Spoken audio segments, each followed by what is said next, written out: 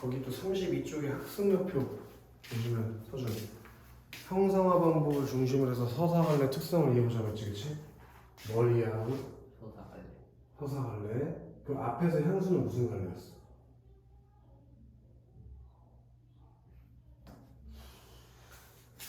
무슨 갈래였지? 그 모르면 큰일 날 것 같은데 향수는 무슨 갈래였어? 그게 학습목표도 그걸 말을 못하는 말이 되나? 오, 우리 서준이 그래서 하나도 안 하고 있어 지금, 그치? 아니야. 뭐가 아니야? 무슨 갈래인지도 말을 못하는데, 어? 태야 무슨 갈래였어? 서정 갈래였지, 그치? 서정 갈래는 어떤 식으로 형상화되는 갈래야? 작가가 자신의 경험에서 얻은 주관적인 감정이나 정서 같은 것들을 전달하는 게 서정 갈래였잖아, 그치? 그럼 서사 갈래 같은 경우에는 서준아, 어떤 이 허구적인 이야기를 서술자라는 대리인을 내세워서 전달하는 것, 그게 서사 갈래야. 허구적인 이야기를 서술자를 통해 전달하는 거. 배웠어? 네. 그때 서사갈래의 작품의 구성 요소에 세 가지가 있다고 했지. 뭐 했어? 서사갈래요? 구성 요소 세 가지 방학 때 배웠잖아. 뭐뭐 있다고 했어? 인물, 오. 배경. 오. 그치야? 인물 배경 사실 안 해놨네. 태연이는 필기가 되는데 왜 우리 서준이 필기가 안 됐지? 같은 사람한테 수업 들었는데? 써야 될 것 같은데. 인물, 네. 사건, 배경, 뭐가 있다고 서준아? 인물, 사건, 배경. 빨리 살포시 써볼까? 구성 요소에 인물, 사건, 배경, 그렇게 세 가지가 있다고 했지, 그치? 그리고 그 구성 요소랑 전체 내용 사이에는 뭐가 있다고? 유기적인 관련성이 있다고. 그것이 태어나? 그걸 이해해가면서 글을 읽어보자. 서사갈래의 개념은 뭔지, 특성은 뭔지, 그리고 서사갈래의 구성 요소에는 뭐가 있는지, 그리고 형상화 방법은 뭔지, 그리고 종탑 아래에서의 배경과 인물의 심리는 뭔지, 그리고 종탑 아래에서 갈등과 해결 과정은 어떻게 이루어졌는지, 그걸 판단하면서 읽어보래. 됐어, 태연? 좋아. 그럼 이제 내용 들어가 보자고. 한갑이 다 된 초등학교 동기들이 모두 운동장에서 모여 앉아 모깃불을 피워놓고 돌아가며 옛 이야기를 하나씩 한다. 마지막 순서로 평소 입이 무겁기로 소문난 최건호가 나서서 거기 밑줄 쳐 있어야 해요. 어린 시절 사랑 이야기를 하겠다고 한다. 누가 서주나? 최건호. 최건호가 옛날 얘기를 해준다고 했지, 그치? 그럼 한갑에 다 된 사람들끼리 모여서 얘기를 했던 건 외부 이야기고, 이제 최건호의 옛날 사랑 이야기가 내부 이야기가 되는 거지, 그치? 태연, 그렇게 외부 이야기 속에서 내부 이야기로 들어갔다가 다시 외부 이야기로 빠져나가는 소설의 구성 방법이 있어. 그건 무슨 구성이라고 불렀어? 이게 액자식 구성인 것이다. 외부에서 내부로 들어갔다가 다시 외부로 빠져나가는 거. 알겠어요? 지금 외부 이야기로는 뭐가 나왔어? 최건호가 옛날 동창들이랑 학교 운동장에 모여서 대화를 나눴던 거. 그러면서 지금 어디로 들어가게 된다고? 내부로 들어간다고 했지, 그치? 그 내부 이야기는 뭐에 대한 얘기가 나올 거라고 서준? 어린 시절 사랑. 좋아요. 자, 그리고 우리 이제 이 정도는 알 거라고 믿는데, 태연. 소설이 5단계로 구성되어 있지 않냐? 그 5단계가 뭐였어? 얘기해봐. 일단 전기, 위기, 절정결. 너무 잘했어. 그럼 발단은 소설의 어떤 부분이었어, 서준? 이야기를 시작하는 부분. 계속 씹으려봐, 어디. 좀 더 씹으려봐. 들어가 보자. 무슨 개소리가 또 나올지. 기대돼. 시작 부분 아니에요? 아이고, 그니까 더 이게 끝이야? 그게? 그게 끝이야? 그 너 지금 너 때문에 태연이가 떨고 있잖아. 씨발, 이거 나한테 오면 안 되는데, 이 새끼가 끝내야 되는데. 네. 뭐? 큰일 났어. 망했어. 태연, 뭐였어? 발단은 어떤 내용이 전달되는 부분이었어? 몰라요. 큰일 났다, 태연. 여기 어깨 나가겠다, 태연. 옆에서 써라. 3가지가 이루어져야 된다니까. 일단 등장인물을 소개해주는 단계라고 서준. 누가 나오는지 얘기를 해줘야지, 그치? 그리고 소설의 배경을 제시해주는 부분이라고. 공간적 배경은 어딘지, 시대적 배경은 언젠지 말을 해줘야 될 거 아니에요. 그리고 태연 마지막으로 어떤 사건이 펼쳐지게 될 건지 사건의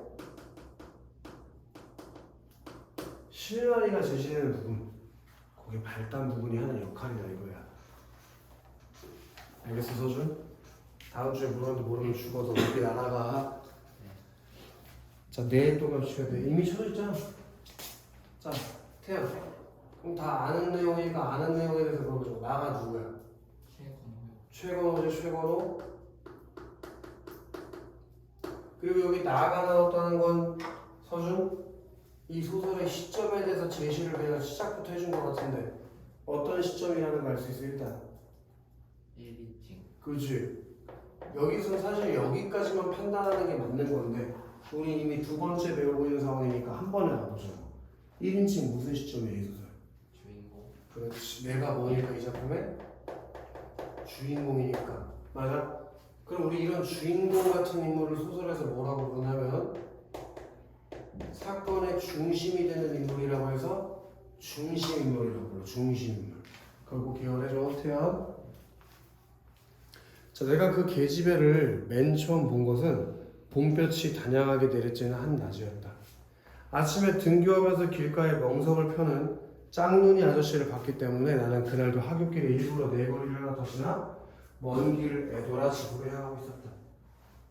경찰서 앞을 지난 다음에 시청 앞에서 잠시 발걸음을 멈췄다. 시청 담벼락을 따라 길게 잇대어 세워놓은 게시판이 큼지막한 벽보로 더덕더덕 도배되어 있었다.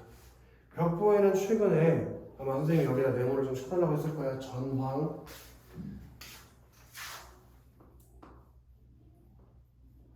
자, 친구들. 우리 소설 읽을 때 네모 치는 거 있지? 뭐에 네모 치기로 약속했어 우리? 배경을 알려주는 내용들에 대해서 네모 치기로 약속했지, 그치?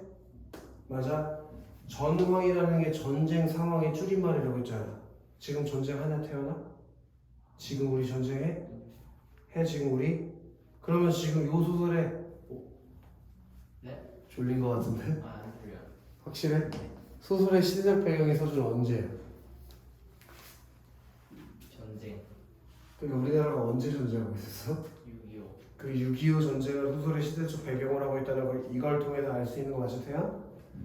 전황이 주먹목덩이만 한 붓글씨로 짤막짤막하게 적혀 있어. 지나가던 행인들을 게시판 앞에 한참씩 붙들어 세우곤 했다. 국군 일사는 평양 일성, 국군과 유엔군 청청만 도하, 압록강 향해 진격중, 중공군 참전 사실 밝혀져 따위 새로운 소식들을 내가 차례로 접하게 된 것도 그 게시판을 통해서 했다. 만세 주장 고두밥을 훔쳐먹기로 작정한 날은 덤으로 최근의 전황을 접하는 날이기도 했다. 그럼 얘가 앞에서 있잖아 서준아. 길가에 멍석을 펴는 짝눈이 아저씨를 봤을 때 일부러 네 거리 하나 더 지나서 애돌아 집을 향했다고 했지? 그런 일이 있었기 때문에 누굴 만나게 되는 거야? 소녀를 만날 수 있게 된 것이 계집애를. 그게 소녀를 만나는 사건에 뭘 부여하는 거라고 서준? 실마리. 거기 개연성이라고 써 있을 거야 맞아? 네. 그 개연성에 동그라미 쳐놔야 돼. 개연성이 뭐야 서준아? 연결. 개연성, 인과관계가 똑같은 말이야. 네. 만약 이 일이 없었다면 뒤에 다른 일도 없었을 거라고. 아시겠어? 네.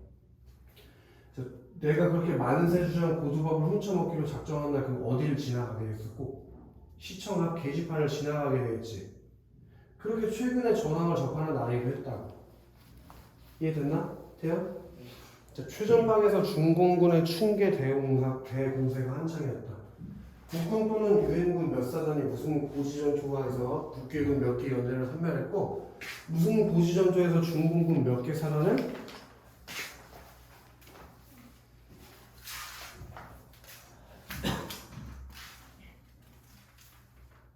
괴멸하였다는 등등의 내용을 담은 벽보들이 게시판에 어지럽게 나붙어 있었다.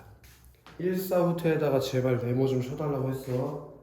일사후퇴가 몇 월 며칠이요? 1월 4일. 그때 무슨 일 있었지 서준? 중국 군대가 바꿀걸? 빨리 얘기해봐. 1사부터 때 무슨 일이 있었는지. 그거 뒤로 간 거. 태가 어디서? 어디를 뺏기게 된 거야? 1월 4일에 다시. 서울 그래. 원래 우리나라가 메가더 장군에 무슨 뭐가 있었어? 인천 상륙작전. 그걸 통해서 서울을 되찾고 압록강 근처까지 올라갔다가 중국군이 들어와서 쭉 밀려났지. 네. 그래서 어디를 다시 잃어버렸어? 서울. 서울을 1월 4일에 잃어버리게 됐다고. 1951년 1월 4일에. 알지태요? 그래서 전쟁은 처음 시작되었던 그 자리로 얼추 되돌아와 38선을 사이에 두고 오랫동안 교착 상태에 빠져 있습니다. 빼앗아에다가 가로 열어야 될 걸. 빼앗아. 나중 빼앗아 새로 차지한 땅은 거의 없는 셈인데 국군과 유엔군은 날마다 승승장구하는 반면 북괴군과 중군군은 날마다 무더기로 죽어 다 자빠진다는 내용만 벽보에 적히는 그 속내를 나는 당최 이해할 수가 없었다. 이게 무슨 말이냐면 봐봐. 벽보에는